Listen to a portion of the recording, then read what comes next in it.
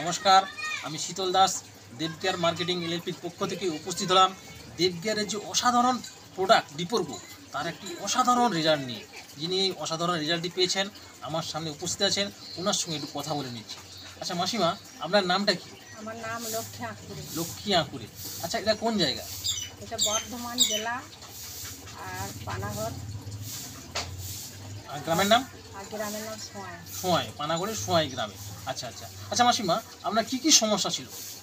আমার সমস্যা ছিল থাইরয়েড ছিল, আচ্ছা আমার ঘাড়ে ব্যথা ছিল, হাঁটু ব্যথা ছিল, কোমর হাঁটু সব ব্যথা করতো, পায়খানা পরিষ্কার হতো না, অম্বল গ্যাস হতো। আচ্ছা এখন আমি আচ্ছা, কোনো ডাক্তার দেখানোর জন্য? হ্যাঁ, ডাক্তার দেখাইছি, অনেক ডাক্তার দেখাইছি, কিন্তু কোনোখানে আমি সুস্থ হই। আচ্ছা, তাহলে এখন কেমন আছেন এবং কি কি ভালো আছেন?